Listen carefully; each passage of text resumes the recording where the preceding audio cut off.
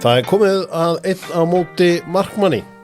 Börkur Edvarsson var, og ennþá formaður knattspyrnudeildar Vals og verið það í 20 ár. Börkur mættur í spjall til Dr. Fútból. Hann einn á móti markmanni.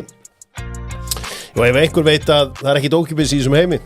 og halda út í hlaðvarp eins og Dr. Fútból, þá þarftu menn með þér í lið og löður að sjálfsögðu með Dr. Fútból í liði. Kynntu þér áskriftirna hjá löðrandi snild og þetta út allt land og mér í Vestmannaeyjum líka. N1 og Dr. Fútból loksins komið lífræð dísel, eitthvað sem Dr. Fútból hefur barist fyrir lengi og hann loksins búinn að fá lífræðina díselin sinn. Og svo ef þú lendir í slysi, þá aðeins eitt staður til að fara á. Það tort slysabætur, hvort sem það gerist í vinnunni eða annar staðar. Börkur Edvarsson tók við sem formaður knattspyrnudeildar, hvað 2003 það ekki? Nei, ég gekk í stjórn 2003 og varð formaður 2004. Já. Eftir tímabil 2003 því ég fjallu. Sko þegar ég var í Val, þá sá ég þig aldrei. Þú veist, það var þarna Eggert Kristófersson, það var Kjartan í SP fjármögnun, Grímur Sæm var mikið þarna. Þú veist, það voru þarna, þú veist, fullt af fólki þarna í kringan, ég sá þig aldrei þarna. Hvaðan kemur þú? Hvaðan dettur þú inn í starfi á Val? Ég byrjaði Val sko 5-6 ára gamall og ég talsveit eldri en þú, þannig að þú örugglega ekki rekist á mig þá. Nei. Ég spil upp alla flokkana í Val og upp annað flokkin og verið að segursælasta árgangi Vals frá upphafi held ég, 66 og 65. Það Antoni Karl og Jón Gretar og 65 Ingvar Guðmus, Gunni Bergs og fleiri. Þannig að þetta var rosalega segursælt og ég fer með þeim upp í annan, meiðist illa, hné og ökla, tek með smá pásu og fer svo að neðri deildar flakk og ánu leikið með Fjölni, fyrirliði þar og fyrsta mótsleik Fjölni í upphafi og vígði völlin upp á Dalhúsum sem kapteinn, þetta veit ekki margir. Fer svo í Gróttu framaldi og spila þar með fyrrverandi formanni KR, Kitta Kenn og gerði nú fótboltamann úr honum, má ég að segja, því hann skoraði einhver mörk og það var alltaf ég sem þurfti að mata og gera hann að manni, þannig að maður búin að svona eitthvað að flakka þannig í næri deildum og svona.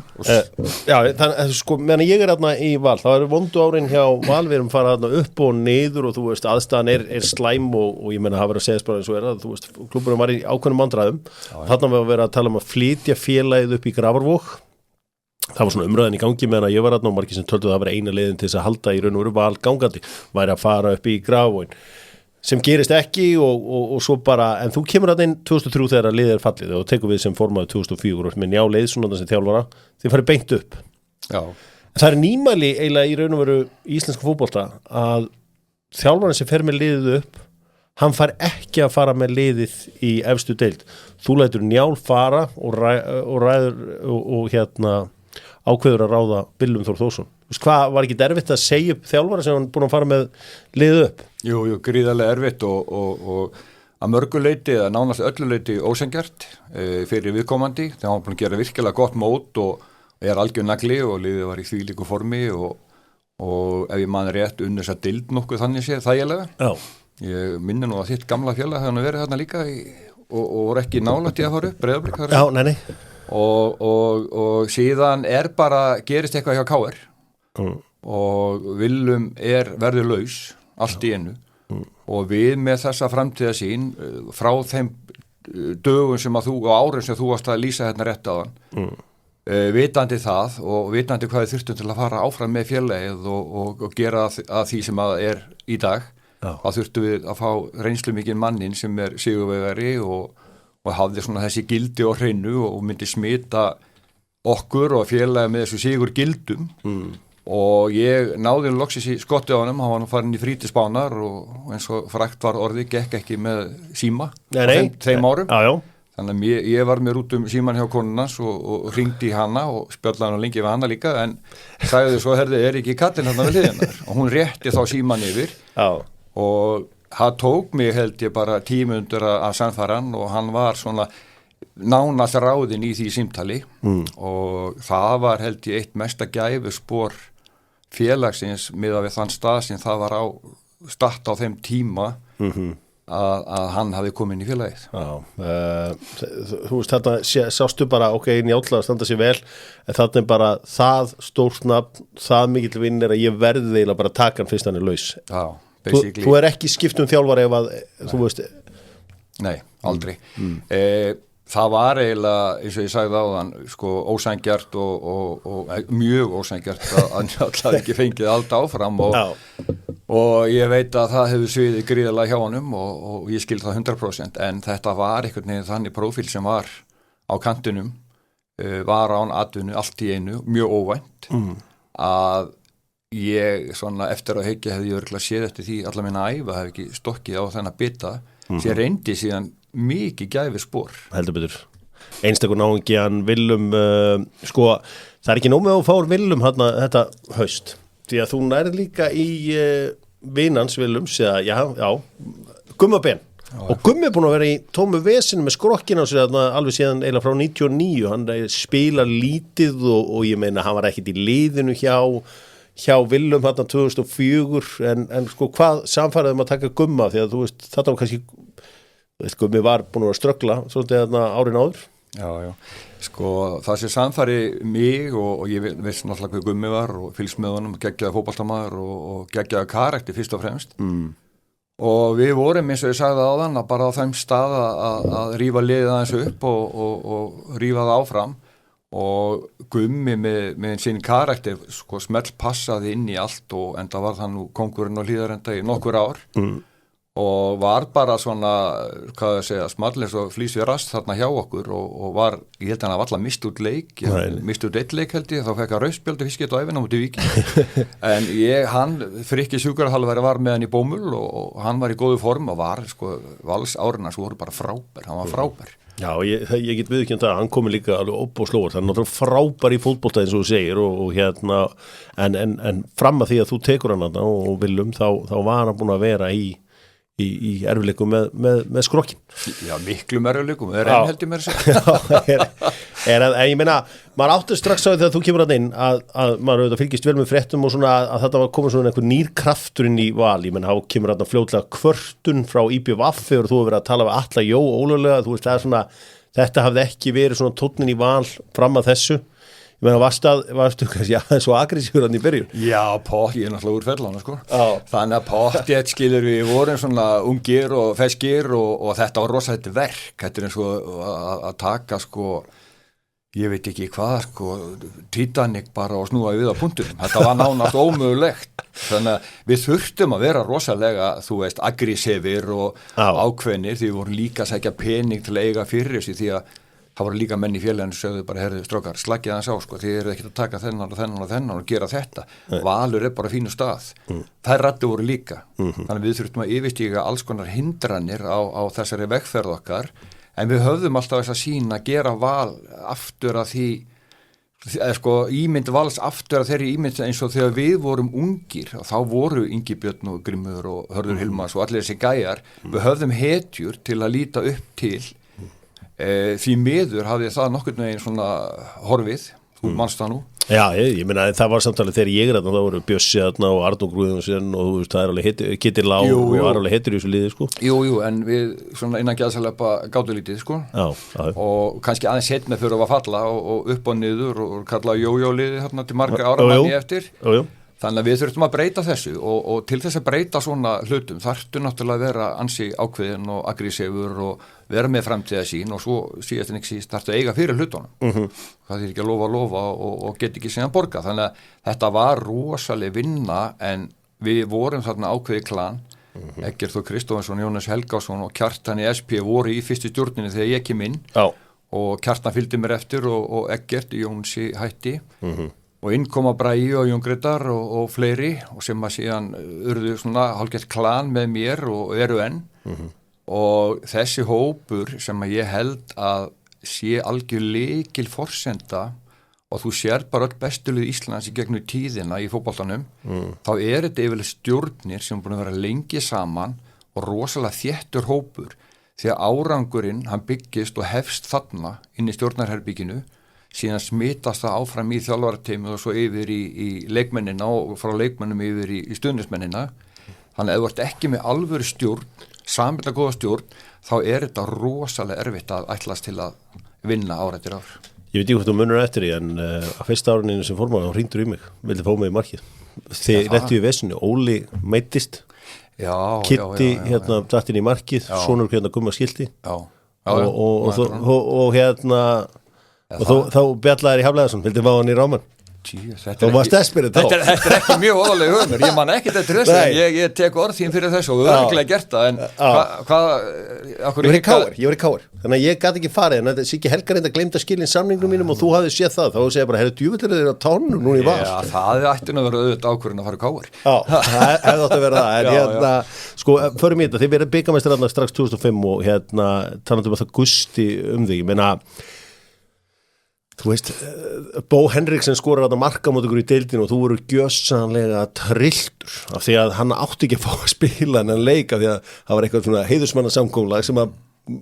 framara svona að því að verðist þau bara rifið og bara skiptir ekki máli, hann spilar og hann sett hann á mót ykkur. Já, það var þannig að Bó Henriksson kom í Val. Já, þetta er þjálfari Mainz í dag þannig að fólk átti sagði fyrir þeir, stór fólk. Kekkju típa, kom með krullur og síta aftan eins og ég held þetta að vera söngvarnir Led Zeppelin þegar hann mætti. Bauð hann heim í mat fyrsta kvöldi og alveg rosalega skemmtilegur og opinn náðingi, bara frábær og svo sá ég það fljótlega á æfingum, ég mætti nú nokkra æfingar til að fylgjast með honum, hann var geggjaður fótbolta formið var ekki alveg upp á það besta kom það nú neðri deildum í Englandi og var eitthvað legend í ykkur smáliði þarna, algjört legend en þú sér það þegar hann kemur inn á hjá Valason, þá hann góður Viljum var náttúrulega að þjálfa og hann átti ekki alveg upp á pallborði í honum þá stundina og þetta var útlendingur og hann kostaði peninga og allt þetta, hann að úrvarða við settum hann í fram sem hann stóð sig allt og vel að mínum að því ég hefði viljað hafa hann í svona formi Val og við gerðum sko heiðusmanna samkomulag sem var ekki skriflegt og þess áttum milli tveggja manna og ég ætla svo sem ekki að fara nefna einhvern nöfn en það var ekki staði við það að mínum mati og augljóslega ekki og svo náttúrulega bæta grá og ofan á svart og skoraðan held ég sigurmarka mót okkur eða hvernig það var, eða 2 mörk held ég sama leiknum og viljum að þjálfa og það varði náttúrulega allt brjálað í svona mínu nærumhverfi sem náttúrulega tjúnaði mig upp og ég gaust þarna eins og eldfjall eftir leiki mínu. Ég man mjög vel eftir þessu og hérna, ég meina þið vinni bikarinn Arnar Baldur Aðarsteins og skorar hérna í leika móti Framleiku sem þið unnuð en Framararnir voru eiginlega betri aðrir í leiknum með manandi allt sem var rétt. Baldur Aðarsteins, hann hlutaði fjölda góðra leikmanna sem hún færi þarna á skömmum tíma. Þetta er bara, kveðum við nýjan tón. Var erfiðast að semja hana því að þú væntanlega þurfti að díla á pappans? Já, sko, það var mjög örytt.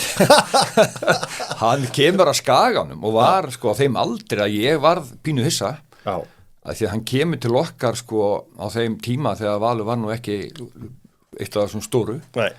En ég einhvern veginn náða samfæra hann og hann tóku sér sem áskorun. Þetta er hann svolítið þannig þengjandi maður, hann er áskorunar sækin. Já. Og gerði frábæra hluti hjá okkur en mér leist ekkit á það því ég fór að semja því pappa hans var kallaður upp á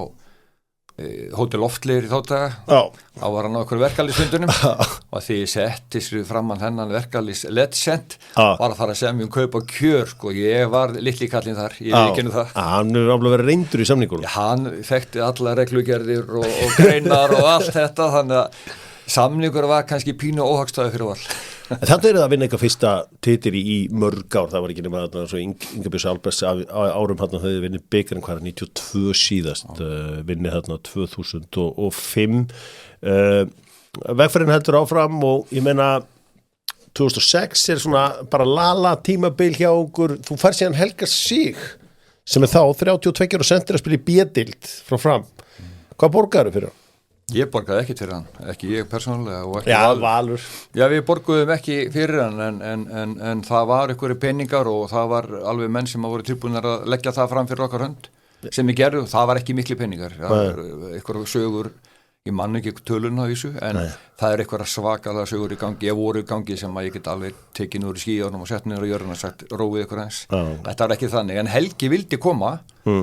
og Helgi er náttúrulega mjög skemmtilegur karakter og nauðsynlegur í hvert klefa og hann svona bara smell passaði í þetta hjá okkur og var hrókur að svagnaður að lyfta upp andanum og enda frábæð ná ekki en það var líka mjög góð sending hjá okkur og ég held að Viljum hafi verið nokkur naskur á honum. Já, Gummi og hérna Helgi náðu alveg hrikalega vel saman, hann er bara frá fyrsta degi og og ég meina þið svona svolítið stelið þessu af F-fáingunum að lókum. Já, það var erfiður keppinutur F-a, því hún voru frábærir og búin að búa til svona hálfgerða mulningsvél bara, þessu voru sko klífur veggur að klífa að eiga við þá. Já. En okkur tókst það og náðum svona aðeins að ferla á, en við vorum líka með svakalega flott lið á þessum árum, 2005 og til 2008-2009, svakalegt lið og líklega svona eina tveimur bestu valsliðana sem hafi verið held ég bara eitt af kannski 3 bestu valsliðum í sögunni á þessum tíma. Sko, þið ferðið þetta upp í krika og vinnið og það náttúrulega hrikalega svona stór partur af þessu öllu saman að taka þá þarna. Þér komin með Barry Smith í vörnina, það ekki, hann kemur kannski ári áður sem hann kemur að innan Barry Smith, það var að blögu varnamar, Atli Sveinn þarna, Kjartan í markinu,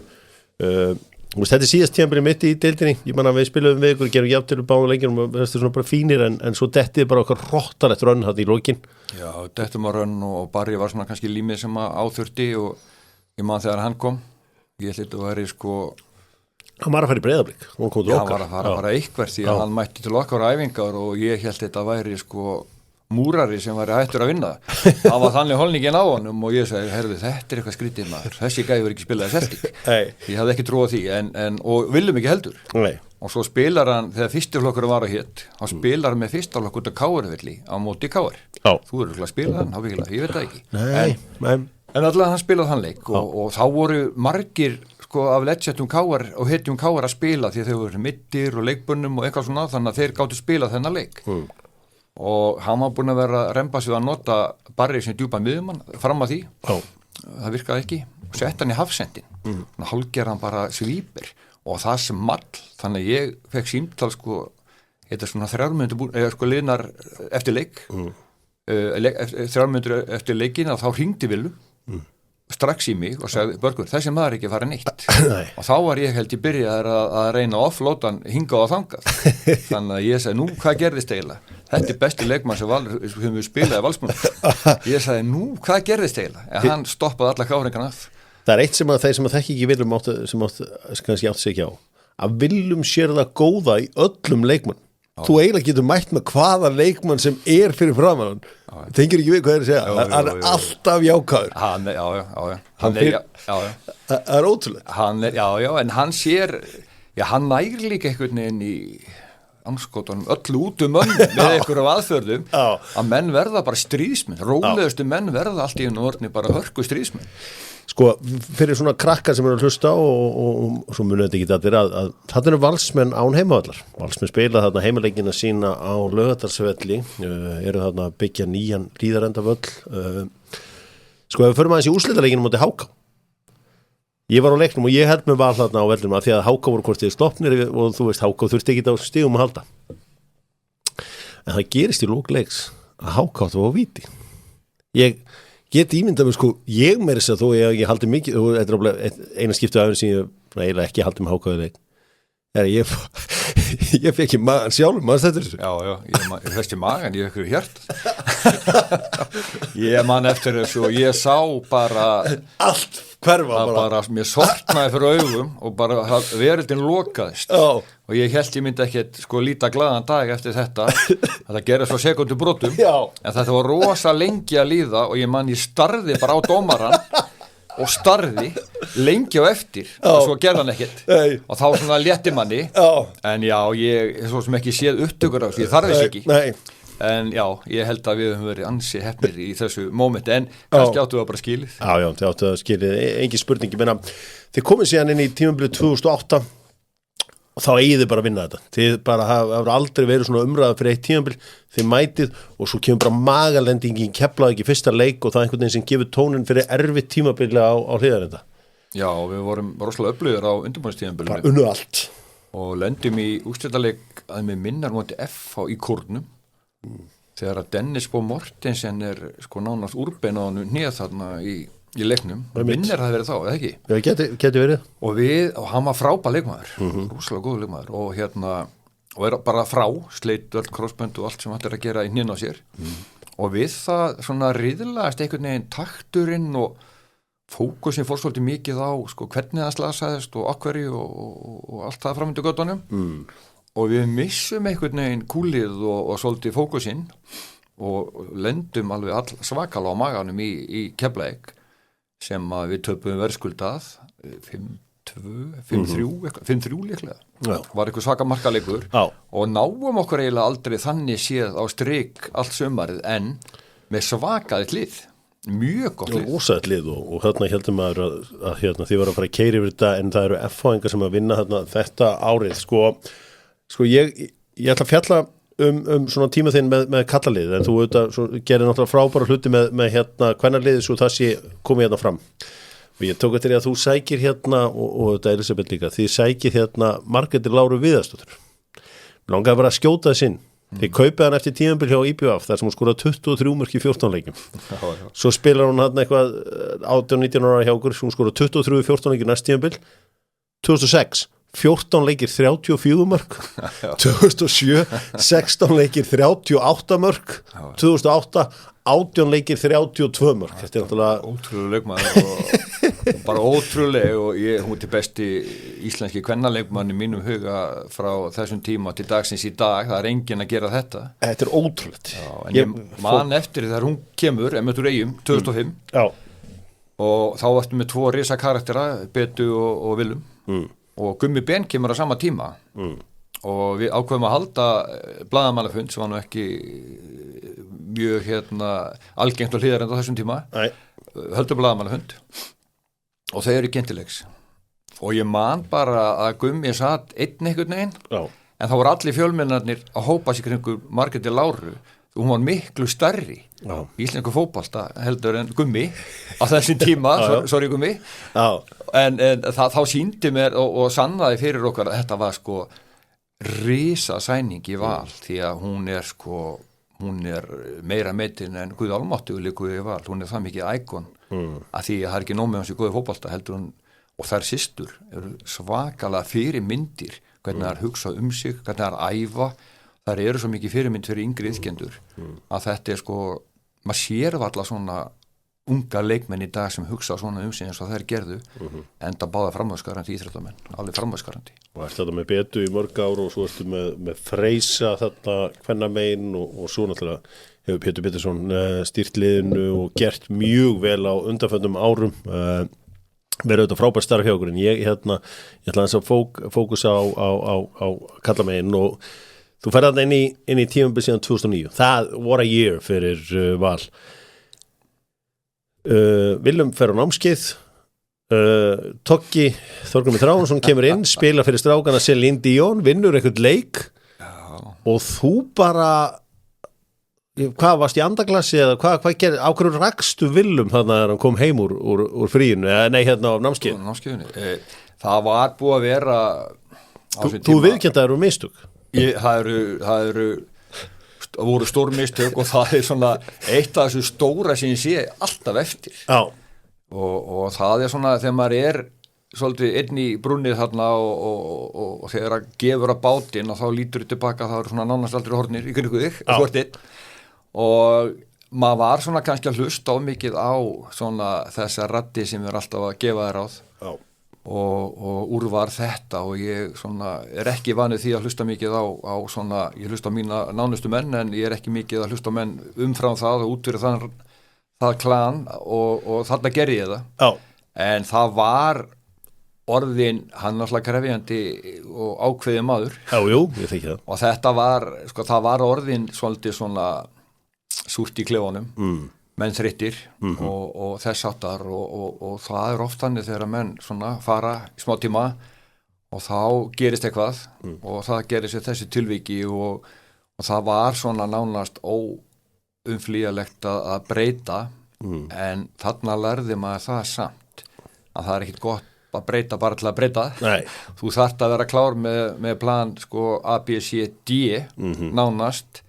og eftir þetta gerði þetta ekki aftur þar að segja á þess að vera með plan og ég man að Toggi tók við og spilaði einmitt held ég Celine Dion eitthvað lag og og bað menn held ég múti F á Valsvellum, ég var státtur fyrir norðan á hérna með strákana á mína á N1 mótinu hvað það hétt, bólabótinu þannig fylgdist mér leiknum í sjónvarpinu og svona gat mig til hvað hefði gerst í klefunum fyrir leikinn og það var Celine Dion og bað menn að vera með frjálsflæði og vera ekki fastir í stöðum og finna sinn innri styrk og allt þetta og menn mættu út af völl og ég held að það tappa bara 5-0 og þá svona í góðri samvinni við Tokka var svona kannski þetta ekki alveg málið en það sem sko á þessu tíma var umræðan svo að þú vildi fá Gumma Ben sem þjálfara liðsins sem þá var leikmaður KR það var alltaf umræðan, var það rétt? Já, ég mann ekki alveg hvernig það var Þú varst eitthvað reyna að fá lausan þarna frá KR Já, getur meira vel verið, ég mann ekki alveg en ég mann bara eftir því á einhver tímapunkti töluðu við Gumma og það kom alveg sterti greina en svo fór hann á Selfoss minni mig Já, sko, hann klárar þarna tímabröð 2009 þú tekur inn hérna, talandi hetjur þú tekur alla eðalsinn Já, við vorum eiginlega að taka hann inn því að við vorum ekki alveg með plan ABCD klárt sko og hann var laus og náttúrulega magnaður karakter og magnaður þjálfari og náttúrulega sterkar tengingu við Val alveg þar upp og hafði unni titla landslýsþjálfari og atvinnumaður og hafði allt og gerði eins vel og hann gat með svolítið svona laskaðan hóp á þeim tíma og mér fannst mjög gaman að taka hann inn í Val aftur því það voru ykkur svona sárindi og ykkur leiðindi þarna árum áður og við náðum einhvern veginn að brúa það og hún var rosalega vel tekið af öllum í Val og það er rosalega góð minning að eiga það að hafa verið sá sem að sætti alla á Val og Val á alla og það er eitthvað svona ljósapunktanum í þessu Valur, hann sagði frá því í viðtali síðan mörgum ára setna hann hafi eiginlega verið búinn sem þjálfar eftir tíma sínum með landsliðinu hann bara verið gert sig bara að verið bara erfiðu tími mjög erfiðu tími og svona þú veist, fannstu það þarna 2009 að þú veist var hann að ná til leikmanna eða Nei, sko, hann hefur reglulega hitt naglan á höfuði þegar hann var búinn að gefa svo rosalega mikið af sér og frá sér í landslið og fyrir störf og það er nú bara þannig að bensintankurinn, það minkar einhvern tímann í honum og svo er lítið í honum og menn vilja kannski ekki alveg viðurkenna það og reyna að halda í það sem að var og kannski svona einhverju leyti var það of erfiður hópu líka fyrir hann að þessi tímapunkti að stjórna með við þann skona fyrirvara sem var á þessum hóp og þessum undan hefði gengið og þess áttar og þá var þetta var erfitt, bara erfitt jobb Sko þarna 2009 ferð þú síðan í bræð mánaðarins þú ferð á Selfoss og sæki Gulla Jóns hann var þarna búinn að fara upp með liðið og svona ungur þjálfari ég hefði getað sagt mér að þetta myndi ekki fara vel Nei, þú hefði betið sagt það Hvað okkur gekk þetta ekki upp hjá ykkur?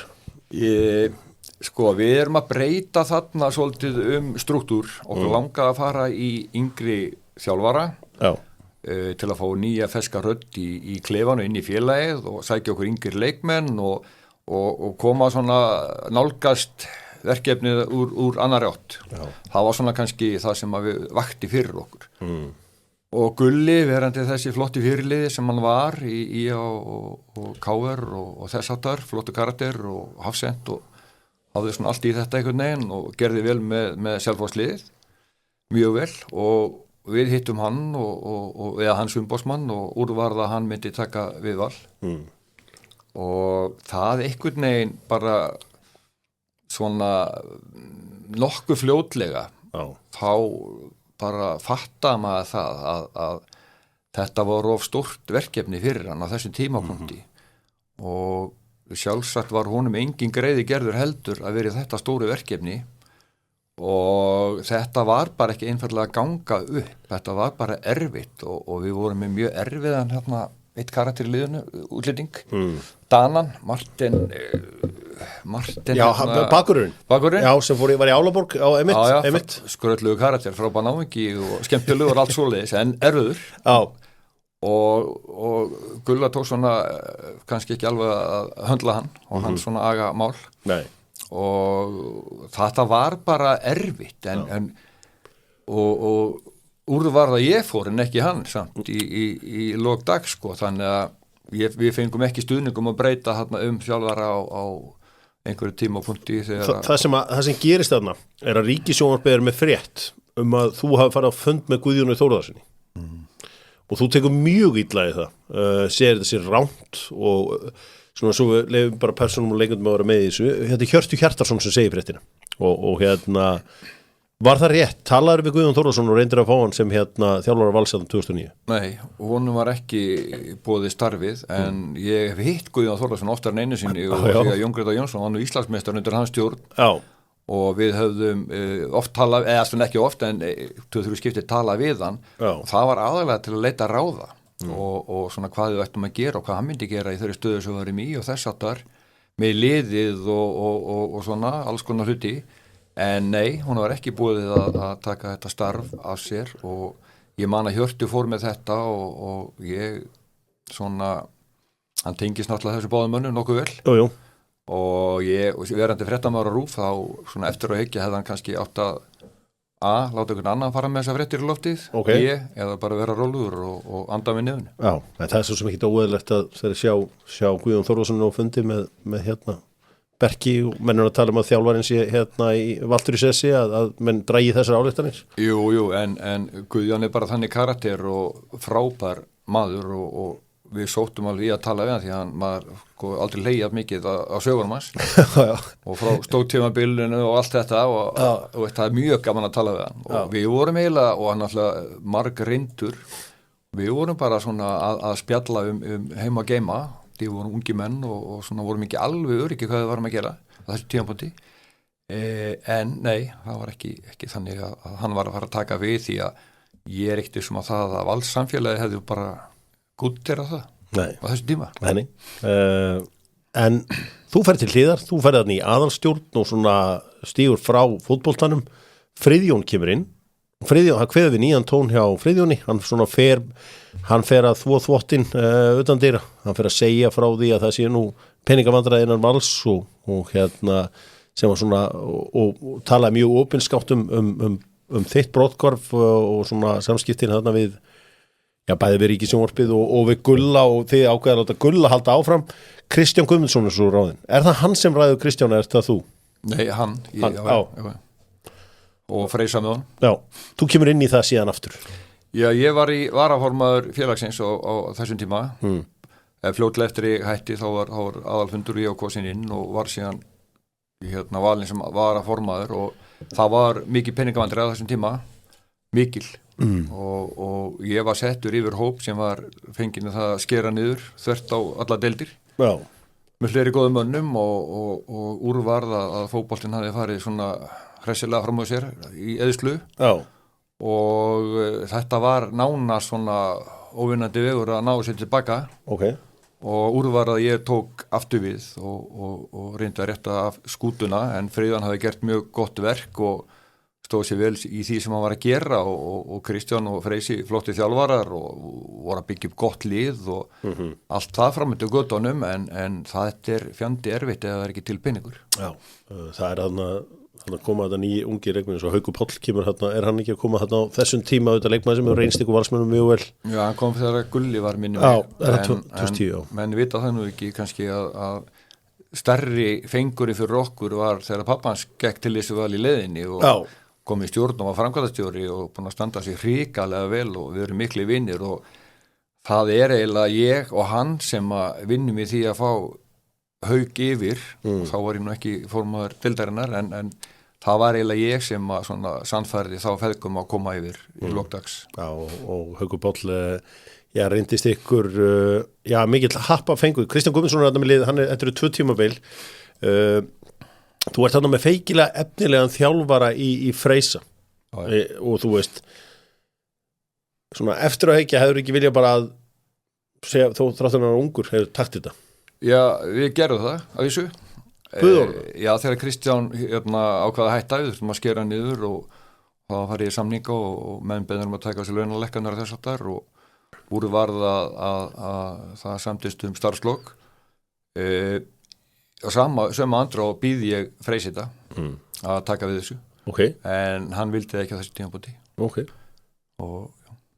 við fór sér fór. Hann fyrir þarna til Leiknis og þetta KR blæti þitt heldur áfram. Þú fyrir Magga Gylfa. Já, þú veist hvernig þessi þjálfara hringur hérna og hann nú stækkað talsvert núna, en hann var ennþá þrengir á þessum árum. Já. Og það voru ekkert mörg nöfn available eða sem voru einhverju kaliber að taka við félagin eins og val var orðið. Og já, við ráðum Magga Gylfa sem hafði gert fína hluti fram að því.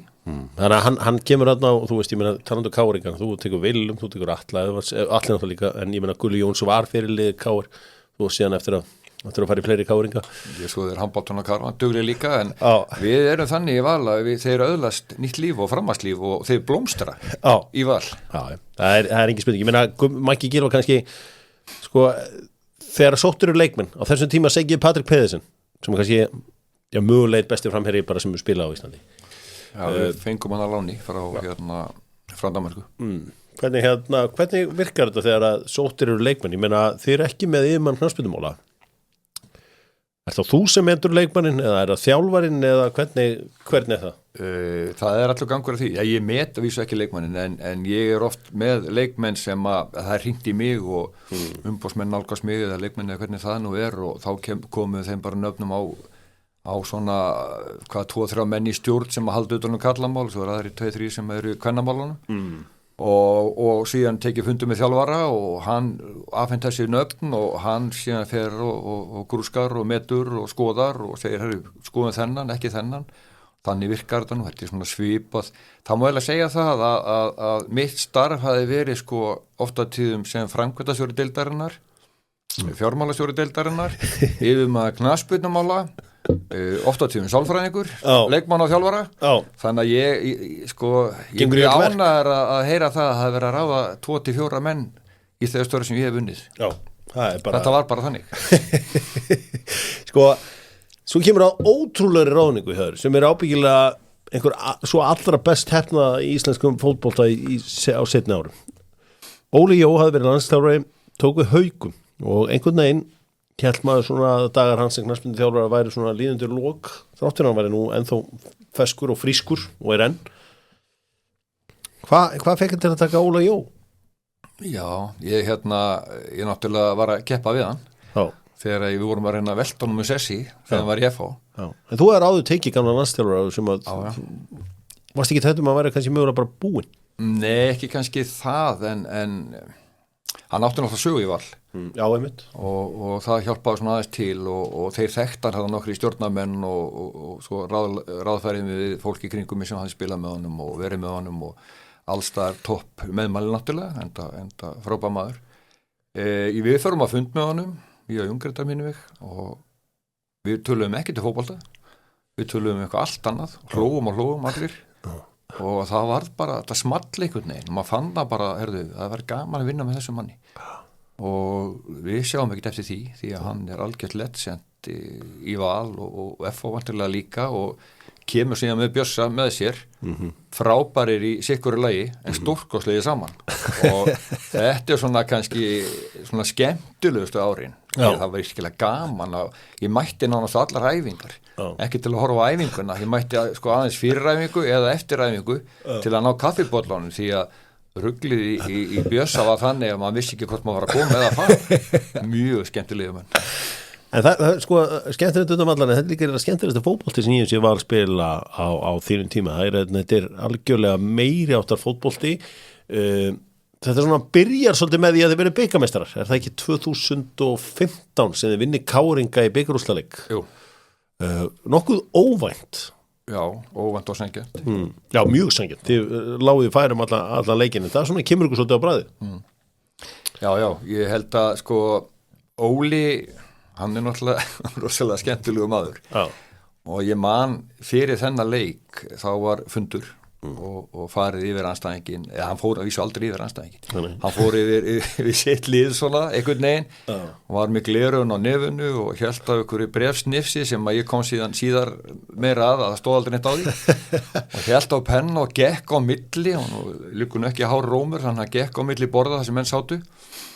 og sagði bara, stráka mínir ef við eigum okkar besta leik og Kára sem besta leik þá vinnum við alltaf svo fór hann aðeins yfir kálið og sagði, hvað heitir hann í markinu? Hann Stefán, en það var eitthvað allt annar og leikmið fór alltaf að leiðrétta, nei, það kallið að pallið eitthvað annar skilurði, þannig létt hann bara andrúmsloftið og tók allt stress af mönnum, svo sagði hann bara, verið klárið á morgun og það var ekkit meira en þetta og þetta virkar bara, því að svo eru sumir þjálfarar sem fara á 3 tíma töflufund og menn eru svo stressaðar að lenda móti þessum bakverði kantarinn sem er búin að tala svo mikið upp að hann verður bara frís og getur ekkit, þannig að það eru margar aðferðir við þetta, en ég held að Óli Jó sé svona, hann er náttúrulegur leiðtogi og leiðtogi án neinnar áreynslu, hann er bara fæddur leiðtogi, einhvern veginn og mjög skemmtileg típa leiðtoga. Útrúlega svona, líka svona skemmtileg, svona öðruvísi heldur en aðrir, ég fór í golfbúðinni í Hafnarfirði og þar var að vera að selja notaða golfbolta og ég sagði, hvernig fáið þetta? Og sagði, já, Óli Jó, og ég sagði, tínir það og kemur með á enga? Ég sagði ekki Óli Jó, jú, Óli Jó, hann svona til dærast, svona, það er eitthvað áhuga mál hjá hann að labba bæinn og tínum labba golfvelli og tína golfbolta. Já, þetta er svona saga, en ég man að ég hringdi stundum í hann, við tölum mikið saman og við hringdum saman oft á dag og alltaf gaman að herjóla og stundum hringdi hann seint kvöld, komið myrkur. Ég segi, hvað ertu? Ertu stort að labba núna? Þá var hann einhverstaðar í einhverjum görðum að leita annarkvæmt að tína ánamalka eða tína golfkúlur með höfuljós. Þannig fórum mörg samtalen okkar fram, þá var hann að tína eitthvað upp eða komin upp á eitthvað fell, labbandi. En þetta er algjörlega meiri áttar fótbolti sem þeir að spila þarna á þessum árum, 2017 sérstaklega og svo vinnið aftur 2018, ég meina þetta er liðið mjög svona hybrid og ég meina þið getið spilað 3 manna vörn eða 4 manna vörn eða og skorið mikið og eru með langbæsta liðið á Íslandi á þessum tíma. Það sem gerist í aðdraganda þessara titla 2017 og 18 að það fellur þarna hæstaréttardómur Val í Vil þar sem hann lokaði þessari neyðabraut þarna að þeir fóðu leyfi til að byggja þar. Ég meina sá dagur þarna í júnímánuði 2016 er mjög stór í að til framtíðar sín Vals. Getur útskýrt að stuttumáli hvernig stendur að Valur eigi þetta land þegar önnur lið eiga ekki í fastum tilfellum landið hjá sér? Já, ég held að það sé nú rétt, ég held að ég er mjög fáfélug landið sem er að vinna á. Það voru bara framsýni menn á sínu tíma sem að eignuðs þetta land, keyptu þetta land, þetta er náttúrulega gammalt lögbýli þarna, það var náttúrulega sveit bara í gamla daga, fjósi er fjós uppalega og sveitabærin þar við hliðina er íbúðarhús bóndan sem bjóða þessum tíma og úrverður að Reykjavík náttúrulega þenst út og það er verið að byggja á þessum frægu reitum út um alla borg og þetta verður gríðarlega mikilvægt og verðmætt landsvæði, þetta er náttúrulega algjörlega downtown og það vantaði íbúði fyrir ungt fólk og þess áttar og úrverður að við byrjum að selja landskika og sem að urða fleiri og fleirum og þess áttar og já, okkur bara gæfa til og þetta er náttúrulega kannski getum þakkað þeim sem að sáu þetta fyrir eða sáu þetta ekki fyrir eða eignuðust land eða þessum tíma. Þetta bara frá 1911 eða hvenær er þetta sem er miklu fyrir ég man ekki nákvæmlega ártalið á þessu, þetta er miklu fyrir sem að landið er þarna en síðan 1911 þegar Valur er stofnað og þá eignast að landi því bara ánafna Val og úrverðu það sem það er en þetta var ekki verðmætt land nota bene á þeim tíma. Þetta verður framsýn menn, ég meina þegar þú ræður hérna Óla Jó þá vildum Valsmenn ráða Barry Smith eða margir í kringu Ertu að meina hvenær þá? 2014, þegar þú tekur hérna Óla þá er mikil umræðum að Valsmenn vilja taka Barry Smith. Já, sko við Barry Smith, hann aðalega vinnur 8 bróðir, þeir tala mikið saman við erum miklu vinnur á þessum tíma og Barry var einmitt að senda mig kveðju bara í gær og hann segir að sín bestu ár í fótbolta, hann spilaði með Celtic nota bene, hafi verið í Val sem er mikil heiður og var rosalega svona respektet í félaginu og er enn og því bara hvernig karakter og típa hann er rosalega rólegur en stjórnar öll einhvern veginn með bara kyrðinni og þögninni og hann hefur verið orðaði við þjálfarstað hjá Val nokkri sinnum og ég held ég far ekki rangt með sóttum það formlega gegnum David Vinny, vinn minn en einhvern veginn hefur það samt ekki ég myndi alveg treyst honum við það en einhvern veginn hefur það moment samt ekki skapast að það hafi orðaði veruleika. svona á þessum tíma sem að eina sem vantar upp á hjá Óla Jó á þessum tíma er raun og veru Evrópa þið vinnið þarna einhverja nokkra viðuregnir þarna 2018-19 þið svona þetta var aðeins erfiðar á þessum tíma heldur að í dag, þú veist, á þess að gera lítið úr því sem að aðrir hafa gert en ég meina, þetta vonbrigði, hafi ekki farið lengra í Evrópu? Já, nei, sko, það var miklu erfiðar að spila við ofta tíðun alvöru lið, sko, þú veist og það munar ekki miklu hérna móti Rosenborg árið. Nei. Þegar að Bentner skoraði víti og leikur var nánast búinn, hann hefði nú klúrað því að við höfum ekki fengið okkur víti sem að held ég minni mig að Arnar Sveinn stórvinnur okkar hafi nú verið stór hönnuður af og þá hefðu við farið áfram sem hefði verið sko eitt mesta afrek knattspyrnusögunnar fyrir félagslið á Íslandi en það fór sem fór og jú, auðvitað en það var svona einhvern veginn meira gap á milli, þetta voru stærri lið og betri lið og miklu betri lið eftir íslensku liðinn og því við sjáum bara þá vegferð sem að Blikarnir og Víkingar hafa farið það er ekkit, veist, með fulli virðingu fyrir þeirra árangri þá eru mörg skrítin lið sem að keppa við og við eigum bara að vinna en það var ekki oft í þá dag að þú lendir í Evrópu og átti bara að vinna Nei, það var sko þessi lið sem hendi ykkur út, þetta er Maribor, þetta er Bodo Glimt, þetta er Rosenborg, þetta er Brøndby líka hérna 2006-07 þannig að þetta er alveg lið því sláðu út Mípa hérna frá Finnlandi þannig að það er svona, nei afsakið, það er hérna á einhverja árum áður afsakaðu en hérna, þú veist, það er alveg lið að hendi ykkur út og Saint Mirren hendi ykkur síðan út núna í sumar, ég meina við förum aðeins áfram þetta súrnar síðan aðeins þarna hjá Óla Jó 2019 eftir mikla velgengni sko þegar Óli Jó fer þú sem gamall leikmaður Gróttu það ekki? Jú. Dattir aldrei í huga að taka Óskar Hrafn dattir aldrei í huga að taka Arnar Gunnlaugsson svona, þeir voru þarna á þessum tíman feskir með ferska tegunda fótbolta voru þetta aldrei nöfn sem var dutt inn á þitt borð? Jú, Arnar Gunnlaugsson Já og ég þekki þá bræðu mjög vel alla þrjá af fjórum þekki nú mjög vel, alveg yndislegir drengir allt saman og flotti karakter. Tókstu alla í val? Tóku allir val, gerðu það á mönnum ég bjóð þá til en hérna jú, Arnar sko senda á mig pælingar þannig að finna það bara það voru alveg pælingar og ekkert ólíkt því sem hann er að gera kannski í dag hann var náttúrulega talsveit yngri þá og þess áttar en það atvikaðist, ég hafði mikið áhuga mannig af því að frábær leikmaður og persónuleiki og hefur þetta dræf og allt þetta í sér það kom alveg til greina og hvað árið þetta? Er þetta árið hann tekur við Víkinga? Nei, hvort þessi eina teimur ári hvort þessi áður hann tekur við Skaga já, bara fyrir svona löngu já, það er langt síðan þetta er einhvern veginn þar sko man ekki alveg, hann kannski mannaði betur en ég hvaða árið það var það kom til greina og enda hef ég mikla mætir á honum en það eins og margt annað sem að endar á borðinu hjá þér það getur ekki allt orðaði veruleika sumt sér það eftir en sumu ertu ægilega fegin að ekki Þú er samt alveg verið að henda í hann sneiðum hérna í fjölmiðlum Nei, einni sneið Já, fekk eina sneið Það var til meira gamanskert Ég ber rosa mikla virðingu fyrir honum og við erum mikli félagur og vinnir og allt það en Það fekk svo sneið Hann bauð svo rosalega upp á það Það varði einhver að taka þetta á sig en það var í gríni gert, ég tek hann frá En þú horfur á hérna Óskar Rapp gera þetta allt með hérna Gróttunni 2018 og 19 og Blikarnir stökku á þetta Komandi til greina hjá ykkur að hérna að ræða Óskar Nei, ekki á þessum tíma Nei, það bara kom ekki til greina og það kom bara aldrei upp Nei. Það var hvorki, sko, þú veist hans nafn bara kom ekki upp einhvern veginn á þessum tíma það hefur alveg komið upp svona kannski síðustu ár hans nafn hefur alveg það hefur verið nefnt í þröngu fundum en einhvern veginn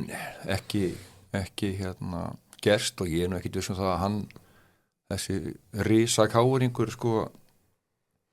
myndi bara taka af allir yfir höfuð ef það stæði til búða, ég veit það ekki en þú ræður hérna ennett káringin, það er Heimi Guðjónsson sem dettur að inn sem er náttúrulega mjög sigursæll þjálfari í íslensku fótbolta strax á fyrsta ári vinnur hann deildina en þið fenguð aldrei að njóta þess almennilega að vinna þessa deilda því að þið unniðan með miklum yfirbúrum með langbesta liðið því að skömmu árinu mótið búið þá bara allt flautað af út af flensu sem að geisaði yfir landið og það var líka tekin af okkur draumurinn að vinna tvennuna því að bikarkeppnin líka slegin af borðinu og það einhvern veginn það sem hefði átt að vera þessi frábæri titill 2020 það hann einhvern veginn ég veit ekki, hann svona þið fengu aldrei að njóta þess einhvern veginn að vera með þetta frábæra lið. Nei, hann var alveg á því að þú hamrar alltaf á því. Nei, það er það. Já, sko málið það að við vorum með rosalega gott lið, eins og við langbesta lið og við nutum þess alveg sko að hafa unnið þetta sengjast og hefðum alltaf unnið þetta. En auðvitað setur þetta svona smá skugga á þetta hennan stórkostlega sigur að móti var flautað af á þessum súrrealísku tímum. Svo varstu loksins að fara að vinna tönnuna? Ég var pottet að fara að vinna tönnuna þarna en það bara eins og það og við segjum bara við hefðum alltaf unnið tönnuna. Við vorum bara ilja okkur við það. Heimir þarna og þú stendur oft svona fast með þínum þjálfurum og ég meina þú ert með stjörnun í liðum, Hannes Halldórsson markmann. Hvernig djúvitinn gerist það? Hvernig getur þú verið með einhver toppmarkmann á samningi, látið hann fara og fá miklu lélegri markmann inn í liðið? Hvernig gafst þú ekki bara að Heimir, hættu þessu bulli, þetta er markmaðurinn okkar áfram með leikinn? Já, það er þetta að segja alls konar hluti en ég, eins og þú segir, ég hef stend mjög þétt að baki mínu þjálfurum og stið þá í kvívetna og stundum of eða eitthvað og ég sannlega gerði það með Heimi og geri enn og ég held bara að eins og oft vill verða þegar að tveir kannski ná ekki alveg saman að einhverju leyti þá er kannski bara best að í fótboltaliði annar yfirgeðis við og fari úr varð að Hannes gerði það en Var þetta ekki klúður? Jú, einhverju leyti máli segja það er sjálfsagt að vera að leysa þetta á einhvern annan hátt en það er oft svona þegar menn er í auga stormsins að þá verða menn að taka ákvarðanir og svo er hægt að halla sér tilbaka, þú veist, nokkru mánuðum, vikum setna og segja, ég hefði nú kannski gert þetta svona hinsegin en þú ert í augastormsins, þú verður að taka ákvörðin, þú ert þarna mitt á milli einhvern veginn að reyna með fullri virðingur í Gísmith þá er þetta ekki saman markmaðurinn og Hannes Halldórsson sem var búin að vinna deildina fyrir ykkur áður. Það vita það nú allir en þú ert svona að bera klæðavopnin og reyna að sjalla. Á hverju stendur með þjálfaranum en ekki leikmannum? Ég er bara þjálfarinn er sko hvað að segja, yfir þjálfari viðkomandi deildar, aðal þjálfarinn hefur gríðarlega svona völd og áhrif, þú ræður hann út af einhverja ástæðu, þú ert á einhverju vegferð, þú trúur á þessa vegferð, þú ert í nánu svona starfsambandi við viðkomandi og já, það er eiginlega svona kannski lykillinn að því og svo náttúrulega klefinn eðlimáli samkvæmt þannig að þú getur ekki verið að færa einhver alltaf mikið af völd til leikmann inn í klefa, þá missur nú tökin á alltaf öllu á núleitni og svona samblanda þessu þá hef ég valið þá leið að standa með þjálfaranum en síðan á maður samtöluð þjálfaran og það verður ekki upplöstur hvað fer fram á þeim fundum. Það er svolítið gaman að skoða að þú veist þinn feril, ég meina þú reynir að fá Bjarni Guðjóns í val en eitt káringin sem hún snýrist hugur held ég á Hringtorginu. Já, hann hætti einhvern veginn við og datt inn í ég þannig að teki villis að beigju úr Hringtorginu og enda út í Vesturbæ. Já, þú hefur þú reyndir að fá Pálmar Rafn aftur þegar hann kom heim. Hann var nánast kominn. Já, og líka snýri við á Hringtorginu. Já, ég held að Gummi Ben hafi snúið honum. Já, gerði hann en káringi. Gummi að launaði greiða. Já, ég minna reglulega á það. Það eru leikmenn sem hafa sem þið hafa reynt að fá sem hafa ekki dottið upp í hendur á okkur en já, þú tekur þessu ákvörðun að standa með Heimi verður að áfram þetta súrnar hans í rætt á þriðja tíðumbilinu Heimi og hann hættir síðan að láta hann fara og Óli og tekur við. Já, það var bara eins og segir, þetta var orðið erfitt bara, ég held að honum að fundist þetta líka erfitt og þetta er náttúrulega algjör sigurvegari og vanu bara að vera að vinna og þetta var ekki alveg einhvern veginn að ganga. Já. Hvað sem það var, ég svo sem aldrei náði að greina það almennilega og svo sem ekkert í því, þetta bara gekk ekki einhvern veginn upp og og já, Óli var fengið tilbaka og þá var þetta orðið bara ansi þungt einhvern veginn og erfitt og já, og það fór sem fór sko. Fer síðan Arnar Grétarsson tekur svo við liðinu og hann steg svo til hliðar núna í ágústmánuði. Ég meina, varstu seinna gríp inn í með Arnar? Ég meina, þú lætur hann fara eftir seint mér í leikinn og það voru svo sem ekki fór einhverju sögur að því hvernig sá Brottersson átti sér stað, hvort hann þegar ákvað að gera þetta í Skotlandi, það var eitthvað stutt í næsta leik, eða hvernig hvernig bara þetta góma? En alltaf, það er engin góðu tíma að fá fréttir að manna hafi verið sagt upp og engin góðu tíma að segja viðkomandi upp. Þetta er bara eðlimálega samkvæmt bara gríðarlega erfitt, en þetta er svona eins og margt annað í lífinu hluti sem gerast. Og það var eiginlega tímapunkturinn var erfiður þarna, já, við vorum að fara til Skotlands og það var leikur hérna, 3-4 setna eitthvað svo leið sko. Og oft þegar þessi íslensku liðar að fara í Evrópukeppni mitt sumar þá komast þau út í mörgum hollum og fljúga heim í mörgum hollum því að það er erfitt að komast til og frá landinu og ef ég man þetta rétt þá átti hann að koma kvöldi til eftir leikinn seint sem þýddi þá að við þurftum að bíða fram daginn eftir það og þá var bara orðin alltaf stuttur tími til að gera nokkuð skapaðan hlut. Þannig að þetta var eiginlega eini tíminn en vissulega vildu við gera þetta öðruvísi en við gerðum þetta samt eins faglega og eins nærgætin hátt og hægt miðað við þá stöði sem við vorum í og auðvitað verða sárindi og allt það, ég skil það alveg 100% en þetta er frábær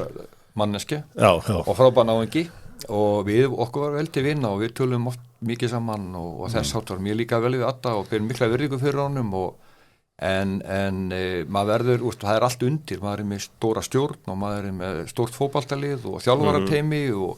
síðan eru menn í kringum það og svona ákveðnar ekki tekna bara léttvægt eða framkvæmdar með einhverju léttúð, þetta tekur á mann og er erfitt og Þú ert að stíga til hliðar á mánudaginn og ég meina, þú veist, bara þegar við horfum tilbaka með eins og með ákvörðunum með hann, ég meina, það er ábyggilega ekki gaman að segja fólki upp störum, en ég meina, hefur viljað gera þetta fyrr, hefur viljað sleppa þessu eða heldur þetta að verið rétt að gera þetta þessu tímpúti? Ég hefði alltaf viljað sleppa þessu og ég veit að Addi er góði þjálfari og allt þetta ég veit það ekki sko, það er, þú veist, þetta er svona kannski Þú hefði viljað sleppa þessu bara því að þú hefði viljað að þetta gengi vel eða, þú ert ekki segja, bara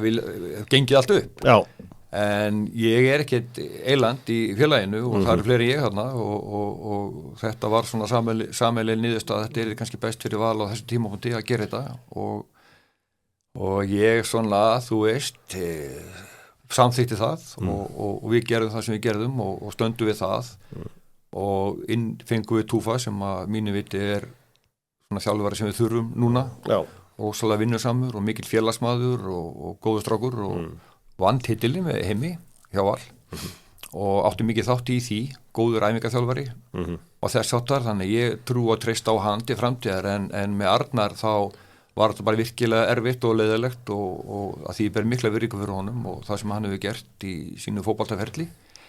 en fótboltin er bara rosalega erfiður og harður húsbóndi og brútal og það er oft þannig þegar formaðurinn er með kústinn og þarf að sópa og þá þyrlast upp rík í allar áttir og hann er svona stundum upphafið og endirinn af öllu hinnu slæma sem gerist í þessum klúbbum að því að hann frontar félagið og við komum til deild og stendur í stafni þegar erfiðar ákvarðanir eru teknar því annars var hann ekki þessi leit og væri bara líklega ekki formaður en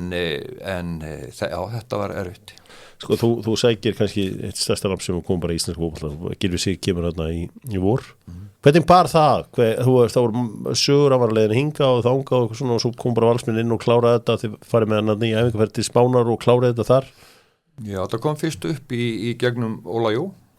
Fyrst alveg bara í upphafi og gegnum Sigga, pappan Skilva, þeir eru félagar. Jú. Og ef þú sér það hlið við hlið þá getur alltaf verið bræður það er ótrúlega líkir en á þannig kom þetta og ég hitti Sigga með formanni félagsins og áttum gott spjall gott spjall, hann talaði í alla tíman og eins og hann í vannur og úrvarða að þetta svona vatt upp á sig og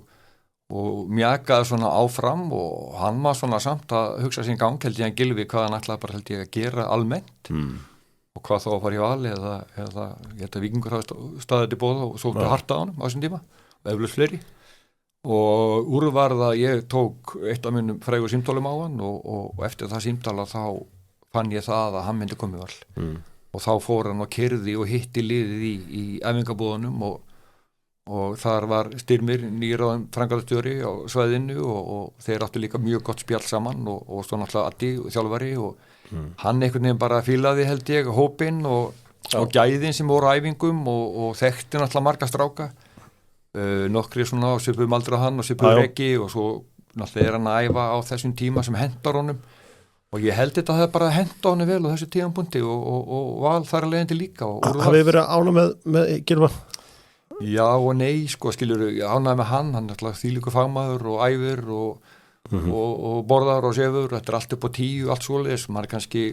jafn óánægður á hann að hann hef ekki geta tekið þátt í fleiri leikjum en það út af meðslum sem hafa svona haldið honum frá vellunum en frábær íþróttamaður og fyrirmynd já, við erum ánægði með það svona heilt yfir en ég hefði viljað sjá hann spila fleiri leiki Já, ég meina, þið hafið náttúrulega rosalega mikið breyst á þessum 20 árum síðan og labbaratnin, ég meina, þú veist, það nýrvöllur þið farið yfir á gervigras, það var fullt af góðu leikmönnum, þú ert búin að selja töluvert af leikmönnum Garðar Jóvar upp á salaðin? Það svona óvæntasta sala ég viðurkenni það en ég man, hann kom úr þetta stjörnumaður náttúrulega, var í KR var alltaf mittur og mikið bara á honum og við kaupum hann yfir í val af KR sjáum ekki algengt í þá daga og hann, ég eftir að fletta þessu upp hvaða leikur það var á Laugardalsvelli skora þrennu eða 4 á sko, 10 mínútum með 12 mínútum með eitthvað og þá hringdi þáverandi sportdirektur á Fredrikstad og ég man það, hann bauð tölu í hann eða sendi mig tölupost og bauð tölu og ég sendi hann áfram á stjórnina og sagði við tökum þess ekki, þetta er eitthvað rugltala og sendi tilbaka, nei, þetta er ekki að ganga og þú verður að setja eitthvað meira í þetta svoleiðis það kom önnur tala tilbaka og ég sagði þetta er eitthvað skrítið það til að einn töluglöggu maður í stjórninni sagði, Börgur, þetta eru evrur og ég held þetta að vera í norsk þannig að ég sagði, herðu, við seljum hann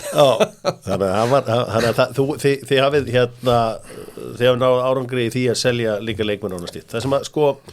það er eitt sem að þarf að adressa í þessu, ég menna þegar ég er í val það er fullt af strákum á mínum aldrei að koma upp þar og þú ert með Sigga Sæberg og Stefán Helga og þú ert með Matta Guðmunds sem þú list fara Nei, ég nánast hélt honum að hlýða þetta Ok, en þú veist að koma þess að Bjarni Ólar Eiríksson 2 árum yngri, ég meina Steinþór Gísla, ég meina auðvitað Birkir Már Sævarsson og allir strákar koma að þau og ég, sorry þið sem ég er að gleyma sko ég meina Arnarsveit Geirsson kemur þarna upp fyrir mörgum ára síðan og það er einhver sem tala hans í síðastu uppaldi leikmaður Vals sem kemur þarna upp. Ég meina, hvenær fáum við að sjá uppalda Valsmenn spila fyrir Val? Langar að nefna eitt þarna Stefán Helga sem held ég vannmettnasti leikmaður Vals á þessum tíma að ég manna Viljum sagði við mig, hann var byggameistari með okkur þetta var í besti djúpi miðjumaður sem hefur spilað undir hans stjórn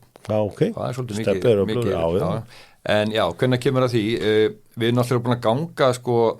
ég held að margir kannski sérstaklega yngra fólkið átti sig ekki á þessum gömlu, grónu, stóri liðum KR, Valur, Víkingur, Fram, Þróttur þessum Reykjavíkur risum í gamla daga í 66, 65 árgangi Vals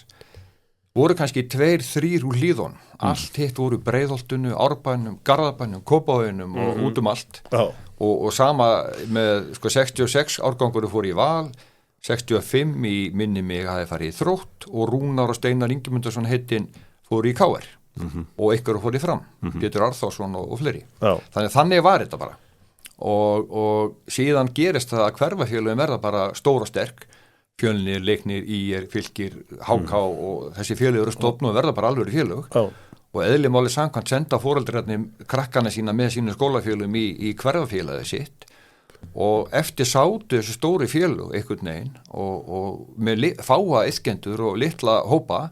og þetta koma árgangar inn á milli og svo Hlíðahverfi einhvern veginn þannig eða var uppbyggt að þetta voru frekar litlar íbúðir og ungi foreldrar með 1 barn voru í Hlíðunum, ekkert mál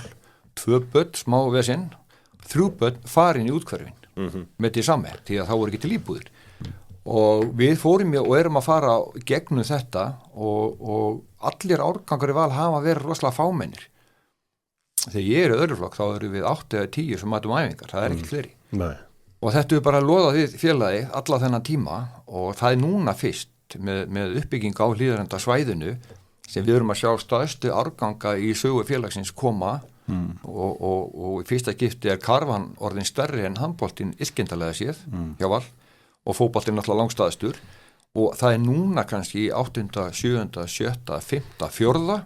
kalla megin sérstaklega sem að við erum að horfa á virkilega góða leikmenn efnilega stráka vera að koma upp og við þurfum bara núna að vera aðeins andaminniðinu, vera þolimóð við höfum ekki verið að snögga á okkur heldur Nei. því það er ekkert mál að slátra meistaraloknum heldur Nei. með röngum ákvörðunum þannig að en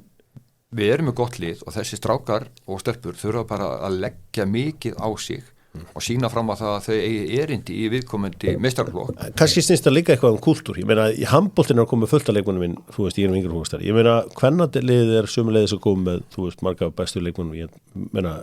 Valur með komið fullt af leikmönnum. Ég meina,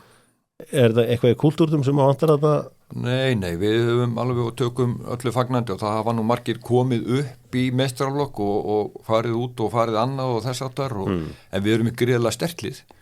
Það er erfitt að komast í lið en ég minnir líka á það að ef menn skoðan og handbolta kalla og kvenna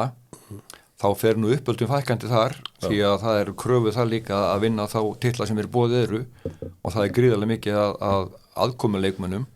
og karfan sérstaklega kalla megin og kvenna megin er nú meira að minna aðkomu fólk sko.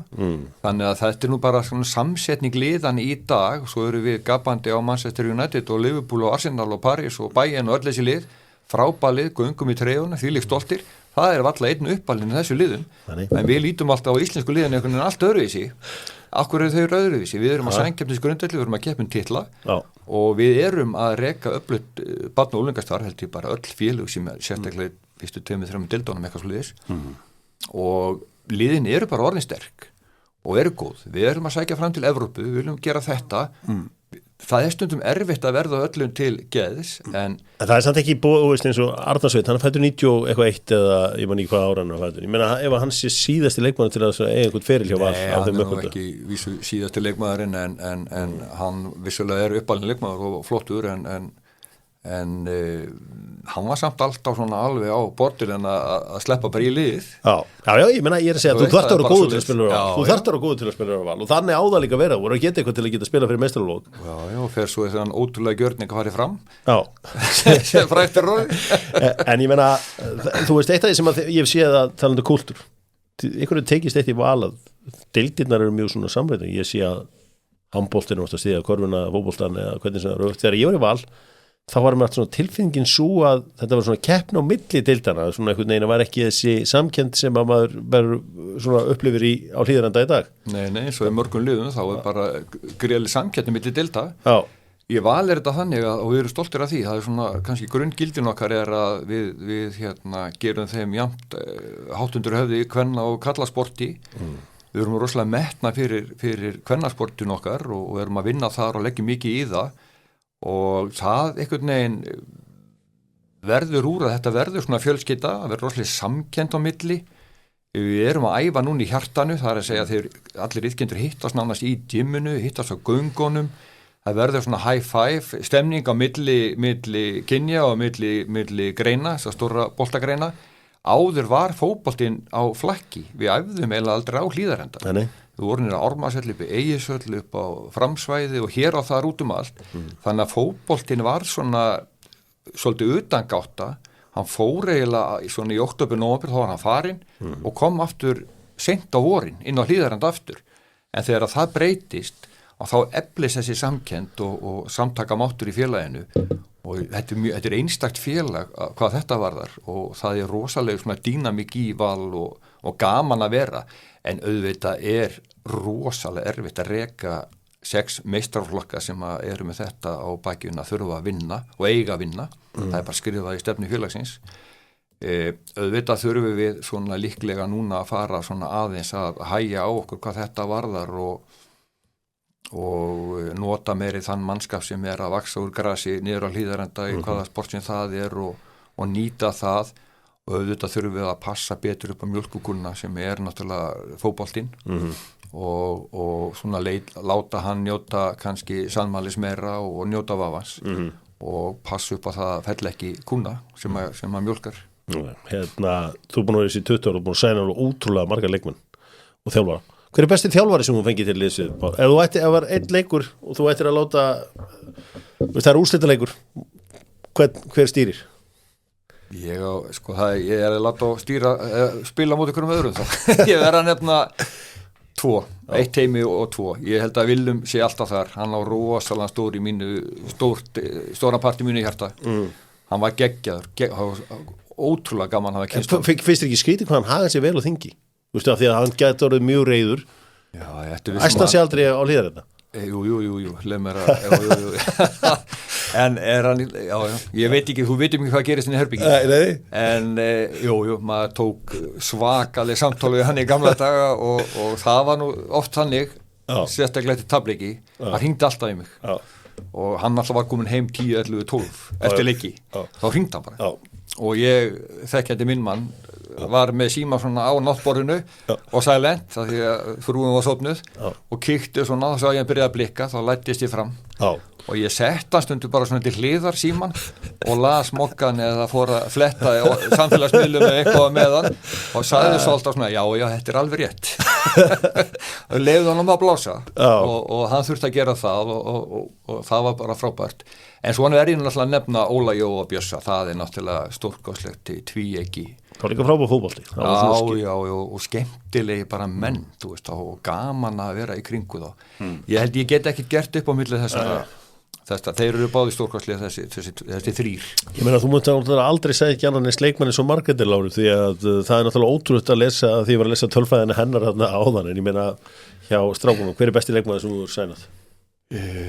Já, svona, það er kannski erfitt að horfa á þetta, en game changerin Gummi Ben. Já. Og Margrét Lára, ég verður að nefna hann líka. Það er game changer fyrir félagið og ég held ég spili stærri rullu í svona þessari kultúrbreytingu sem varð þessi 2. Já. Og þau eru risa sæningar í mínum huga. Margrét Lára klárlega best kannar megin fyrir og síðar. Nokkri talsverð betri en Gummi, svona, þú veist, eftir á. En já, ég held ég haldi honum í toppsætinu bara. Já, heldur hann í toppsætinu og var hann, ég meina Haukur Páll, þú sænir hann til 14 ára? Já, Haukur Páll, Kitty Freyr, Patrik Pedersen og svo videre, sko, það er endalaust en ég horfi líka á sko hvað þessi menn hafa gefið félaginu sko, hvað þeir skilja eftir sig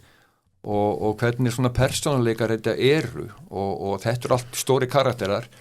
en Gummi kemur inn á öðru mómenti heldur en þessir og það er alveg að hafa meiri áhrif og meiri svona áhrif á komandi kynslóðar einhvern veginn í félaginu, það hafði gríðlega áhrif á mig og óðbáslega metnaðargjarn og var alltaf að hvetja okkur stjórnamenn áfram en þetta er breyst svo mikið sko karakterar eins og Gummi og Kitty og Haukur og Atli Sveinn og Barry Smith og svo áfram þeir fer hratt fækkandi í dag að mér finnst allavega og ég man alveg þegar við vorum stjórnamenn og sátum í kaffi og svona í Evrópuferðum eða æfingaferðum eða bara niður á Hlíðarenda þá komu þessi menn og settust og voru bara að spjalla og gaman og svo voru þeir að brýna okkur áfram að gefa okkur ráð og ef ykkur gerir þetta svona og hins þau höfðu áhrif, höfðu rödd núna því miður þá eru flesti með andliti onni í símanum og líta ekkit upp þannig að, og svo allir að leita í dag í íslensku fótbolta að hafsendapari sem að old school, sem að spila mólbónu upp og eru grjótarðir og eru leiðtóður þessum blessaða djúpa viðmanni sem allir eru að leita og svo núna nýjastar allir að leita bakverðum þannig að þessa típur eru bara nána svona þannig séð horfnar því það vilja allir vera númer 10 og foreldrarnir þeir ganga undir því og hlaupa upp á niður hliðlínuna og segðu ekki gefa boltan, verði eins og Gylfi, verði eins og þessi, verði eins og hinn gerðu allt og skoraði markið þannig að þetta svo gjörsamlega breytti tímar að stundum þá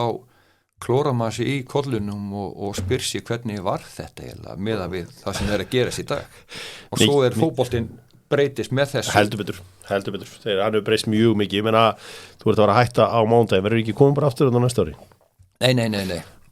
Nei. Já, jú, ég verður örugglega komin aftur nú Hlíðarenda mánudaginn og allt svoleiðis. Ég fer nú á Hlíðarenda mánudaginn og mun óska þeim sem taka við velfarnaðar og... Er það komið í ljós?